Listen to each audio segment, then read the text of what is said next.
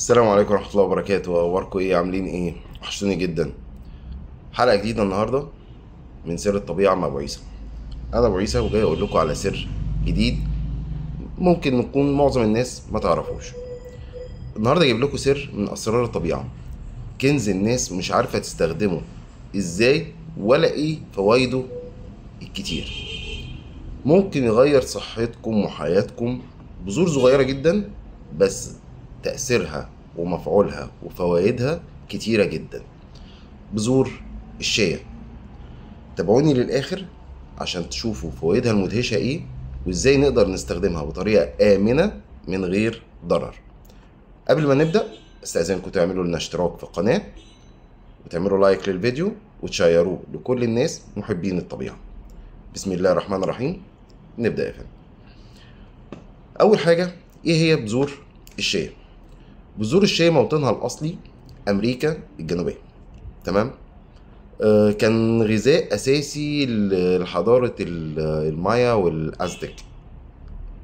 كلمة شيا معناها القوة، وهي فعلا مصدر للقوة، لكل أنواع القوة اللي تتخيلوا. طيب فوائدها لإيه؟ فوائدها أول حاجة هنتكلم فوائد الصحية طبعا بتاعتها. هنقول صحة القلب أول حاجة. طيب بذور الشيا مليانة أوميجا 3. طبعا أوميجا 3 غني عن التعريف. بتقلل الكوليسترول الضار، بتعمل توازن لضغط الدم. طيب يعني كده هي مفيدة جدا للدورة الدموية، مفيدة للقلب، مفيدة ان هي بتقلل الكوليسترول الضار. طيب بالنسبة للطاقة والنشاط، فيها كمية ونسبة بروتين عالية جدا، بتدي احساس بالشبع وبتدي الجسم طاقة مستمرة. عشان كده هي اسمها بذور الطاقة. بالنسبة للجهاز الهضمي هي مليانة بالألياف وبتنظم موضوع الهضم وتقلل الإمساك، فطبعا مفيدة جدا للناس اللي عندها عسر الهضم. بالنسبة بقى للنقطة اللي معظم الناس بتستخدمها وبتحب إنها تسمعها، وهي التحكم في الوزن. ليه التحكم في الوزن؟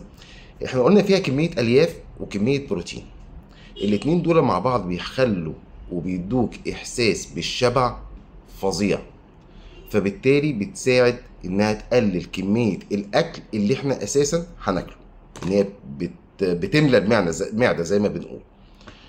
طيب بالنسبة لصحة المخ احنا قلنا ان فيها اوميجا 3، فبالتالي هي بتقوي التركيز والذاكرة، وده احنا محتاجينه قوي الايام اللي جاية دي عشان ولادنا اللي داخلين مدارس، فمحتاجين ان احنا نزود الذاكرة ونزود التركيز. طبعا فيها مضادات أكسدة عالية جدا جدا جدا، فبالتالي هتحارب الشيخوخة ومش هتحسسك بأي إرهاق. عشان كده هي اسمها بذور الطاقة.